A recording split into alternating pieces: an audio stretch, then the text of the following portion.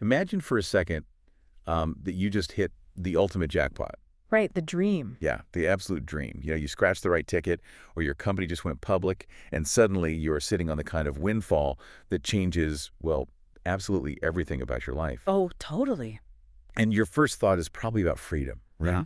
You picture buying that secluded house, maybe disappearing into this comfortable life, and just leaving all your worldly stresses permanently in the rearview mirror. Like buying your own private island and just checking out. Exactly. But, I mean, the reality of sudden, massive wealth is rarely that simple.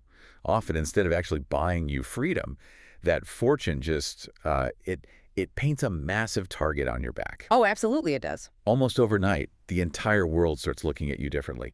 Your friends, your family, your acquaintances, and even, the people in charge suddenly want a piece of what you have. It's the classic curse of the windfall.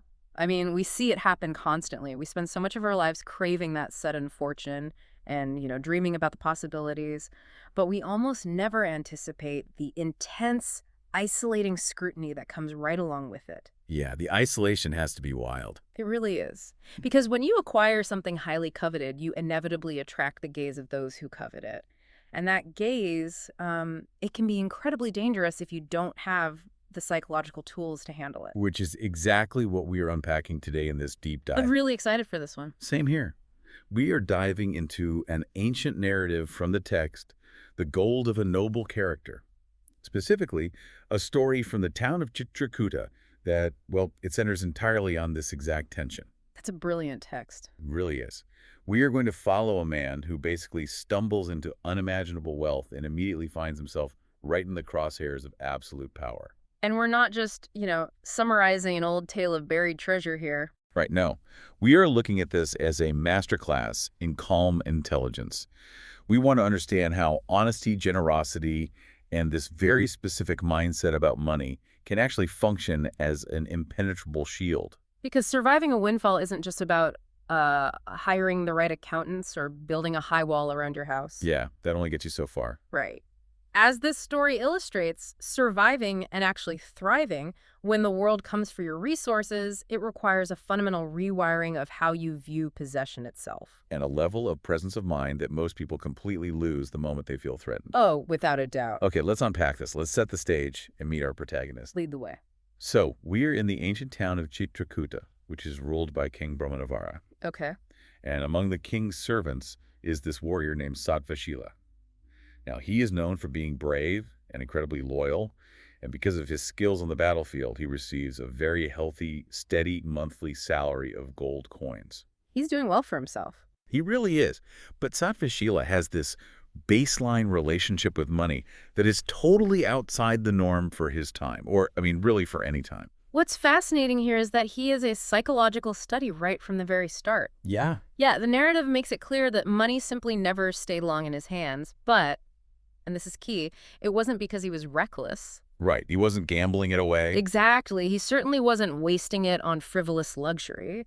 Sattvashila was in a somewhat unique position for a working man. He had no children to provide for, and he didn't have a large household to maintain. So his overhead was basically zero. Incredibly low overhead. But instead of taking that surplus gold and, stockpiling it in a vault somewhere, he actively gave it away. Wow. Yeah, whenever local scholars and priests, the Brahmins or his companions, local workers, and just people in need crossed his path, he gave them whatever he could spare. I kept thinking of him less like a reservoir and more like a conduit. Oh, I like that. Or maybe a river. The water flows in from his salary, it nourishes the soil and the people along the banks, and it just keeps flowing outward. It never stagnates. That's a great analogy. But I do have to push back on this philosophy just a bit. Here, go for it. It's undeniably beautiful that he wants his life to be useful through giving. But isn't it also incredibly risky to save absolutely nothing for himself? He is a warrior. Right, an inherently dangerous job. Exactly. What happens if he gets injured in battle, can't fight anymore, and suddenly needs a safety net? Well, it's a fair question, and it is the exact reason most of us hoard resources. We are terrified of the hypothetical future. Yeah, the what ifs. Right.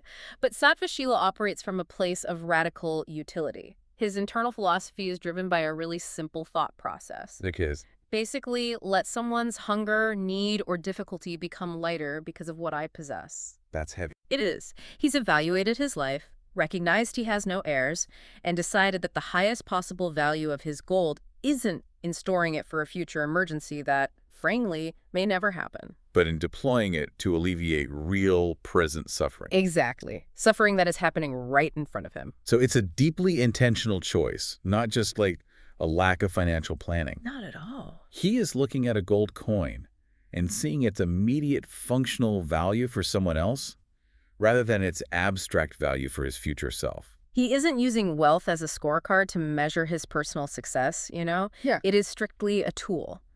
And establishing this baseline character is crucial. Because it proves to everyone who he is when times are normal. Exactly, before the real test even begins. Right, because living as a conduit is relatively easy when you only have a modest, predictable stream of income. Sure. The real question is, how does a man who views money like flowing water react when he suddenly stumbles upon an ocean? Which is the ultimate stress test for any philosophy. And that brings us to the inciting incident. The moment his life changes forever. Here we go.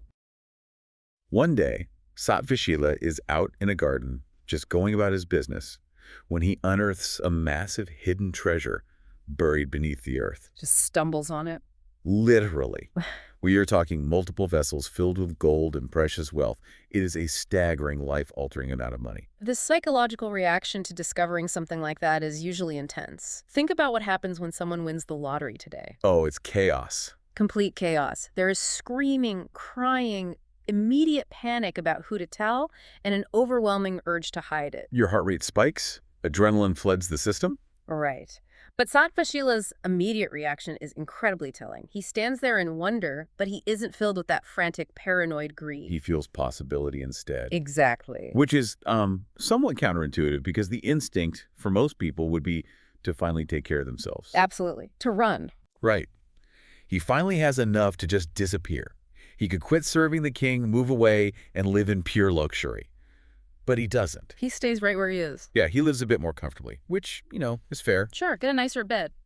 But his generosity just expands. He leans harder into his purpose. He essentially scales up his existing operations. Exactly. The wealth didn't alter his core programming, it just gave him a larger budget to execute it. But here's where it gets really interesting. Because the world does not look kindly on unearned good fortune, even if you're using it to help people. No, it rarely does. His own relatives start noticing his rising prosperity. And instead of being happy for him, they become intensely jealous. They get suspicious. Very. So jealous, in fact, that they go straight to King Brahmanavara and snitch on him. Wow. They report that Sattvashila found this massive treasure. So let me ask you, why does someone else's generosity trigger such extreme envy in his own family? It comes down to a fundamental clash of worldviews. Generosity, the way Sattvashila practices it, operates from a mindset of absolute abundance. He genuinely feels there's enough wealth to go around. And he uses it to lift others up. Right.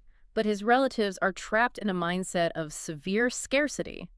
When you live in a scarcity mindset, you view the world as a zero-sum game. So there's a limited pie of happiness or wealth. Exactly. If someone else gets a slice, that means there's less for you. So to them, his sudden gain actually feels like their personal loss. Even though he didn't take a single thing from them, just the fact that he has more makes them feel like they have less.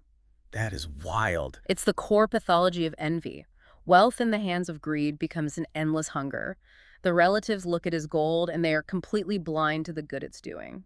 They only feel the pang of what they don't possess. Yes, their envy is a structural reaction. Because they can't comprehend his mindset of abundance, their only instinct is to tear down his circumstances. To make themselves feel secure again. Exactly, and the most efficient way to tear someone down back then, invoke the ultimate authority in the land. Right, weaponize the king against him. Which forces a really dangerous confrontation. Right, because Sattvashila's quiet life of giving is about to collide head-on with absolute royal authority. The king summons him to the royal courtyard.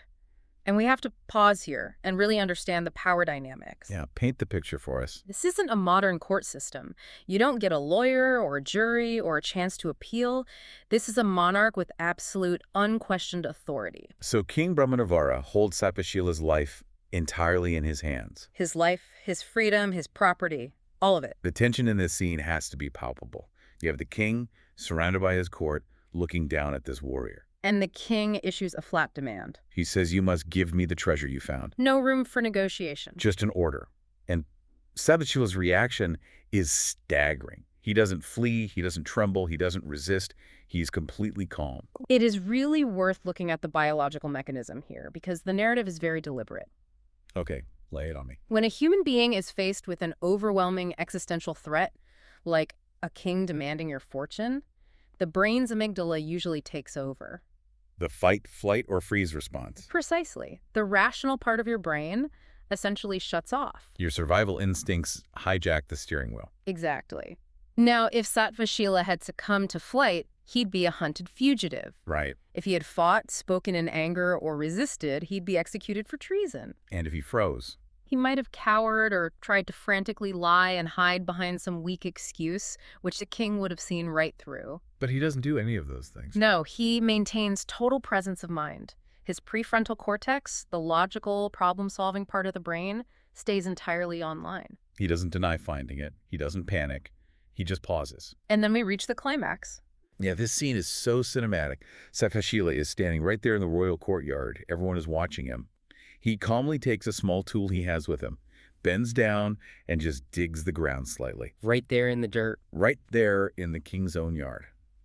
And to everyone's absolute astonishment, a second buried vessel of treasure emerges from the ground. Hidden right beneath the king's feet the entire time. I kept thinking of this like a wildly high-stakes poker game. Oh, I love that analogy. Right. The king pushes all of his chips to the center, goes all in, and demands everything. And instead of bluffing, when the king goes all in, Sattvashila just reaches into the dealer's deck and pulls out an impossible winning card. That is brilliant because it highlights how calmness expands our cognitive options. How so? Extreme stress and panic create cognitive tunneling. You only see the threat in front of you and your options just narrow down to basic survival tactics. Ah, I see. But because Sattvashila maintained his presence of mind, he was able to see a lateral solution. His unshakable honesty, combined with that calmness, became his absolute protection. That is true strength. I can just imagine the breathless, stunned silence of the court. Everyone just staring at the dirt. Yeah, everyone's staring at this second pot of gold. And Sattvashila looks up at the king, perfectly calm, and asks, "My lord, which treasure do you desire?" It's such an elegant framing. It really is. Yeah. He says the one I found earlier, or the one that has been found here now in your own courtyard. He offers the king a choice, which technically honors the king's authority. Right, he isn't refusing the command. No, but simultaneously, by presenting this newly unearthed wealth from the king's own property, he subtly highlights the absurdity of the king demanding a citizen's finding. He totally levels the playing field without even raising his voice. Exactly. And the king actually pauses to reflect. He thinks about it, takes the newly discovered courtyard treasure, and just leaves Sattvashila in peace. He lets him keep his original fortune. It's this quiet, bloodless resolution. Sattvashila didn't lie, he didn't lose his courage, and his character literally saved him. Fortune supported his noble character. So what does this all mean? Let me ask you, when we look at this story, are we supposed to take it literally? How do you mean? Is the message that fate magically rewards good people with second pots of gold when they need it most? Oh, right. Well, no. That is the beauty of ancient narratives like this. They use miraculous events to illustrate grounded psychological truths. So the second treasure is a metaphor. Exactly. The story is not glorifying the wealth itself or suggesting that good karma literally materializes as gold coins in the dirt. Okay, then what does it represent? The second treasure represents human resourcefulness. It represents the unseen options, the creative workarounds, and the lateral solutions that only become visible when we refuse to panic. So the real magic isn't the dirt producing gold, it's the human mind producing a solution under pressure. Beautifully said, yes. The narrative makes it very clear that the greater treasure here is not the gold buried beneath the ground. It's the quality of the person. Precisely. The greater treasure is the internal quality of the person who holds it. Sattvashila's presence of mind was the actual wealth that saved his life. Which means his sudden fortune did not make him noble. The influx of wealth didn't change him into a good man. It merely amplified the goodness and the stability that were already there. His pre-existing generosity gave the wealth meaning. And his unshakable calm gave him the ability to keep it. So when we synthesize everything we've unpacked today, Hmm. the core takeaways are incredibly potent. They really are. We often view honest